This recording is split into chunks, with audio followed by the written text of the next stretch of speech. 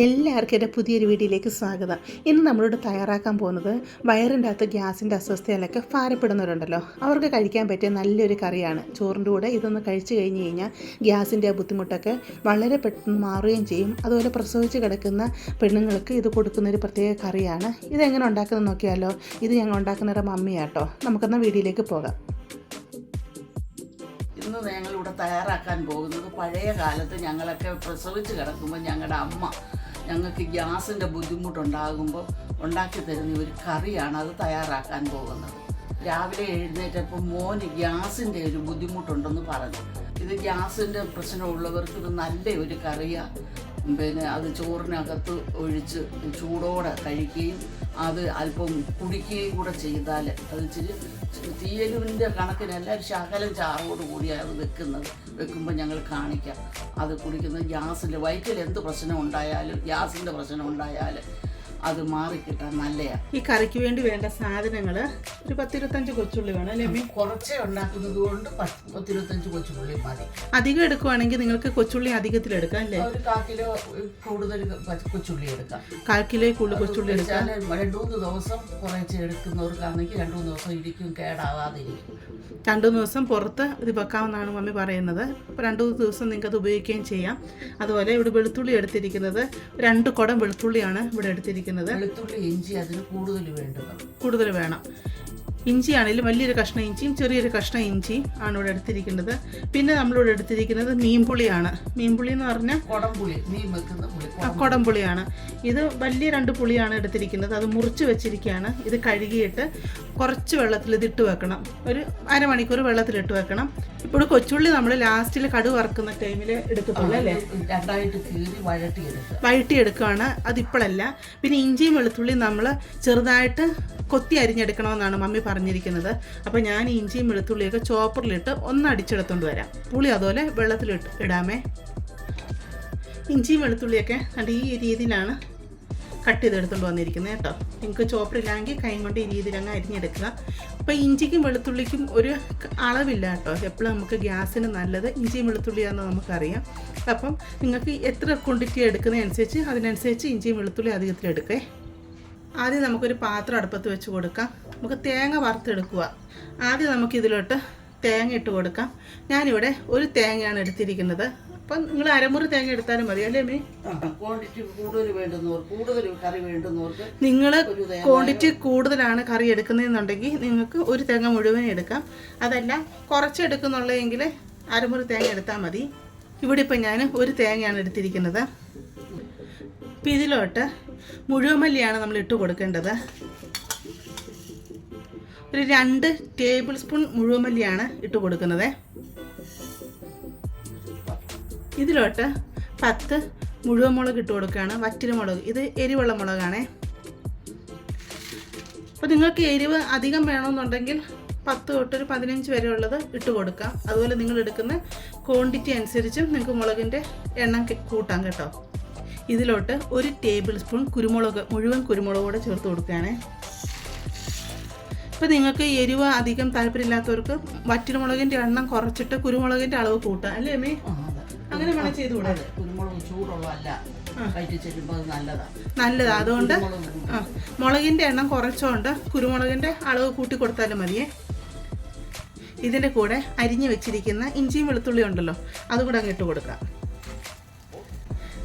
എന്നിട്ട് ഇത് നല്ലതായിട്ട് വറുത്തെടുക്കണം. കാരണം വെള്ളം തൊടാതെ ഇതിനെ അരച്ചെടുക്കാനാണെന്നാണ് മമ്മി പറഞ്ഞത് അല്ലേ അമ്മേ?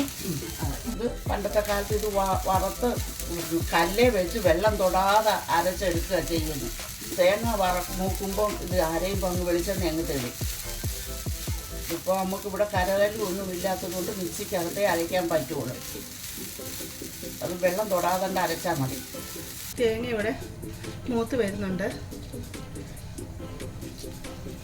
ഈ സമയം തീ അങ്ങ് കുറച്ച് വെക്കണം, അതല്ലെങ്കിൽ കരിഞ്ഞു പോകല്ലേ. നല്ലതായിട്ട് തേങ്ങയൊക്കെ ഫ്രൈ ആയി വന്നിട്ടുണ്ട്. ഇനി നമുക്കിതൊരു വേറൊരു പാത്രത്തിലോട്ട് തണുക്കാനായിട്ട് മാറ്റി വെക്കണം അല്ലേ മേ? ഈ പാത്രത്തിൽ തന്നെ ഇരുന്ന് കഴിഞ്ഞാൽ ഇതങ്ങ് പിന്നെ അങ്ങ് കരിഞ്ഞു പോകും. ഞാൻ തീ ഓഫ് ചെയ്യുകയാണേ.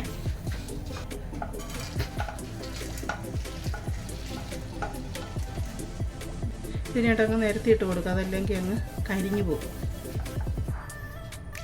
നല്ലതായിട്ട് തണുത്ത് കഴിഞ്ഞ് കഴിയുമ്പോൾ വെള്ളം തൊടാതെ നല്ലതായിട്ട് ഇതിനെ നമുക്ക് അരച്ചെടുത്തുകൊണ്ട് വരാം. ഇവിടെ നമ്മൾ തേങ്ങ അരച്ചും കൊണ്ട് വന്നിട്ടുണ്ട്. അപ്പം വെള്ളം തൊടാതെ അരയ്ക്കാൻ പറ്റത്തില്ലായിരുന്നു കേട്ടോ. നിങ്ങൾ അമ്മിക്കല്ലൊക്കെ ഉണ്ടെങ്കിൽ അമ്മിക്കല്ലയിൽ വെള്ളം തൊടാതെ അരച്ചെടുക്കുക. ഇവിടെ ഞാൻ ശകലം വെള്ളം ചേർത്തിട്ടാണ് അരച്ചെടുത്തത്. അതല്ലെങ്കിൽ അരയാൻ ബുദ്ധിമുട്ടായിരുന്നു. ഉണ്ട്, കുറച്ച് വെള്ളം ഒഴിച്ചുള്ളൂ. കണ്ട് ഈ രീതിയിൽ തേങ്ങ വറുത്തെടുത്ത ആ സെയിം പാത്രം തന്നെയാണ് അത് അടുപ്പത്ത് വെച്ചിട്ടുണ്ട്. വെളിച്ചെണ്ണ കുറച്ച് അധികത്തിൽ ഒഴിക്കണമെന്നാണ് അമ്മി പറഞ്ഞത്. അമ്മി പറയണേ, ഒഴിക്കാമേ. എത്രയും വേണം പറയണേ. മതിയോ? മതി. വെളിച്ചെണ്ണ ഒരു 1/4 കപ്പോളം ഒഴിച്ചിട്ടുണ്ട്. വെളിച്ചെണ്ണ ഇവിടെ ചൂടായി വന്നിട്ടുണ്ട്. നമുക്ക് കടുക് ഇട്ട് കൊടുക്കാം. കടുക് ഇടുകയാണ്. 1 ടീസ്പൂൺ കടുക് മതി. മുമ്പ് പറഞ്ഞതുപോലെ ചുവന്നുള്ളി നമ്മൾ 2ആയിട്ട് പൊളന്ന് വെച്ചിട്ടുണ്ട്.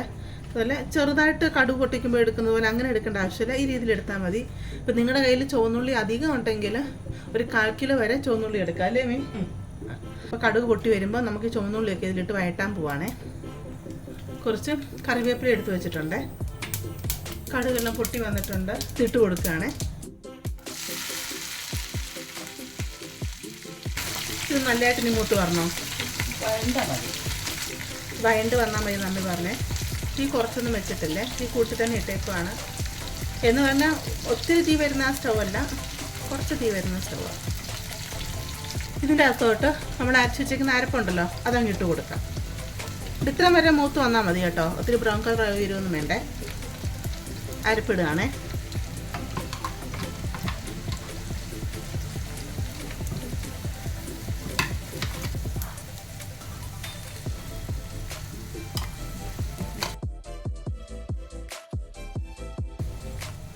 അരപ്പ് ഇതിലോട്ട് ഇട്ടിട്ടുണ്ട്. അതൊന്ന് ഇളക്കിയെടുക്കുക, കാരണം അരപ്പൊക്കെ വെന്തതല്ലേ. ഇനി മൂക്കേണ്ട ആവശ്യം അങ്ങനെയില്ല. ഇപ്പം നമ്മൾ പുളി വെള്ളത്തിലിട്ട് വെച്ചിട്ടുണ്ടായിരുന്നല്ലോ, അത് ഇതിലോട്ട് അങ്ങ് ഇട്ട് കൊടുക്കാം. വെള്ളം സഹിതം അങ്ങ് ഒഴിച്ചു കൊടുക്കാം.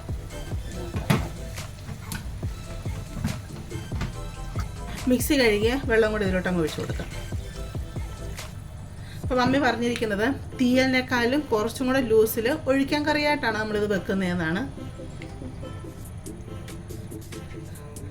ഇതിപ്പോൾ ഈ ഒരു കട്ടിയിലാണ് ഇരിക്കുന്നത്. ഇതിൽ കുറച്ച് വെള്ളം കൂടെ ചേരുമെന്നാണ് മമ്മി പറയുന്നത്. ഇതിലിപ്പോൾ ഒരു 1/2 ഗ്ലാസ് വെള്ളം കൂടെ ഒഴിക്കട്ടെ മേ. ഇടാം. 1/2 ഗ്ലാസ് വെള്ളം കൂടെ നമ്മൾ ഒഴിച്ചിട്ടുണ്ട്. കണ്ടോ മേ? ഈ ഒരു ലൂസ് മതിയോ? ഒഴിക്കാൻ കറി പോലെ ഈ ഒരു ലൂസിലാണ് കറി വേണ്ടത്. ഇനി നമുക്ക് ഇതിലോട്ടുള്ള പൊടികൾ ഇട്ട് കൊടുക്കാം. ആവശ്യത്തിനുള്ള ഉപ്പിട്ട് കൊടുക്കാം. ഒരു 1/4 ടീസ്പൂൺ മഞ്ഞൾപ്പൊടി, ഒരു 1/4 ടീസ്പൂൺ ഉലുവപ്പൊടി, വറുത്ത് പൊടിച്ച ഉലുവപ്പൊടിയാണേ. ഇതിന് നല്ലതായിട്ട് തിളച്ച് വരട്ടെ അല്ലേ. തിളച്ചിട്ട് എനിക്ക് കുറച്ചൊരു രസം പോലെ തിളയ്ക്കണമായിരിക്കും അല്ലേ മീൻ? ഇറങ്ങി വരണം. നമ്മൾ മീൻപുളിയല്ലേ ഇതിലിട്ടിരിക്കുന്നത്. അപ്പോൾ മീൻപുളിയൊക്കെ ഇതിൽ നിന്ന് ഇറങ്ങി വരണം. നല്ലതായിട്ട് പുളിയൊക്കെ ഇതിലോട്ട് ഇറങ്ങണം. അന്നേരം ഇത് തിളച്ച് കഴിഞ്ഞിട്ട് ഒരു 5 മിനിറ്റ് കൂടെ ഒരു മീഡിയം ഫ്ലെയിമിലിട്ട് ഇത് തിളപ്പിക്കണം അല്ലേ. എണ്ണയൊക്കെ ഇതിൻ്റെ മുകളിൽ തെളിഞ്ഞ് വരണമെന്നാണ് മമ്മി പറയുന്നത്. ഇപ്പോൾ നോക്കുമ്പോൾ അധികം പുളിയില്ല, കാരണം പുളി ഇറങ്ങി തുടങ്ങിയിട്ടില്ലല്ലോ. ഇപ്പോൾ തിളച്ച് വന്നിട്ടുണ്ട്. നമുക്ക് തീ അങ്ങ് കുറച്ച് വെച്ചിട്ട് ഇതിനെ നമുക്ക് തിളപ്പിക്കാം. എണ്ണയൊക്കെ തെളിഞ്ഞ് വരട്ടെ. തീ കുറച്ച് വെക്കണം കേട്ടോ, അതല്ലെങ്കിൽ കറി അങ്ങ് വറ്റിപ്പോവും. ഇവിടെ കറി തിളച്ച് കണ്ട് 5 മിനിറ്റ് കഴിഞ്ഞിട്ടുണ്ട്. ഇപ്പോൾ നിങ്ങൾ കാണുന്നില്ലേ, മുകളിൽ എണ്ണയെല്ലാം നല്ലതായിട്ട് തെളിഞ്ഞ് വന്നിട്ടുണ്ട്. ഇളക്കി നോക്കാമേ.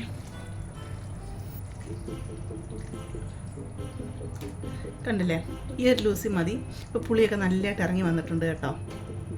നമുക്ക് തീ അങ്ങ് ഓഫ് ചെയ്യാം. ഞാനിത് ആദ്യമായിട്ട് കഴിക്കുക കേട്ടോ. ഞാൻ പ്രസവിച്ചെല്ലാം കിടന്നപ്പോൾ എനിക്ക് തന്നിട്ടുണ്ടോ എന്ന് എനിക്ക് ഓർമ്മയില്ല. പക്ഷെ കൊള്ളാം കേട്ടോ, നല്ല ക്രാണമുള്ള നല്ല കറി. സത്യം പറഞ്ഞാൽ ഇത് കൂട്ടി ചോറ് കഴിച്ചുകൊണ്ട് ശരിക്കും വയറിരിക്കും കേട്ടോ. നല്ല ഗ്യാസിനൊക്കെ അടിപൊളി കറിയാന്ന് തോന്നുന്നു. എല്ലാം ഇഞ്ചിക്കറിയേക്കാളും കുറേ കൂടെ ക്രാണമുണ്ട്. എന്തിനു പറയാം, രസമാണോ അതെല്ലാം, ഇഞ്ചിക്കറിയാണോ അതെല്ലാം. പക്ഷെ നല്ല ടേസ്റ്റ് ഉണ്ട് കേട്ടോ. നമുക്ക് ഈ ചോറിൻ്റെ കൂടെയൊക്കെ ഇത് ഇളക്കി കഴിച്ചാൽ ചോറ് തന്നെ അങ്ങ് ഇറങ്ങിപ്പോക്കോളും. അമ്മി പറഞ്ഞ പോലെ പ്രസവിച്ചെടുക്കുന്ന പെണ്ണുങ്ങൾക്ക് ഒരു കറി മാത്രം ഒഴിച്ചിട്ട് അവർക്ക് ചോറ് കൊടുക്കുക. അത് എന്തെങ്കിലും ഒരു മെഴുക്കുട്ടി വല്ലതും ആയിരിക്കുമല്ലോ. അപ്പോൾ അവർ ചോറ് ഒത്തിരി ചോറല്ലേ എന്ന് കഴിക്കുക ആ സമയത്തൊക്കെ. അപ്പോൾ നിങ്ങൾ എന്തായാലും ഇതൊന്ന് തയ്യാറാക്കി നോക്കണം കേട്ടോ. ഇപ്പോൾ നമുക്ക് ഈ ചില സമയത്തൊക്കെ ചിലപ്പോൾ ഗ്യാസിൻ്റെയൊക്കെ പ്രോബ്ലം വന്നിട്ട് ഭയങ്കര ബുദ്ധിമുട്ടായിരിക്കും. അപ്പോൾ ആ സമയത്തൊക്കെ നമ്മൾ ഇംഗ്ലീഷ് മരുന്ന് കഴിക്കുന്നേക്കാളും ഇങ്ങനെയൊക്കെയുള്ളൊരു കറി ഉണ്ടാക്കി കഴിക്കുവാണെങ്കിൽ നല്ലതല്ലേ. അപ്പോൾ നിങ്ങളെല്ലാം തയ്യാറാക്കി നോക്കണം. എന്നിട്ട് നിങ്ങൾക്കിത് ഇഷ്ടപ്പെടുവാണെങ്കിൽ നിങ്ങൾ ചാനലൊന്ന് സബ്സ്ക്രൈബ് ചെയ്ത് സപ്പോർട്ട് ചെയ്യണം. അതുപോലെ നിങ്ങൾ ലൈക്ക് ചെയ്യണം. നിങ്ങളുടെ ഫാമിലിയിലോട്ടും ഫ്രണ്ട്സിലോട്ടൊക്കെ അതൊന്ന് ഷെയർ ചെയ്ത് കൊടുക്കണേ.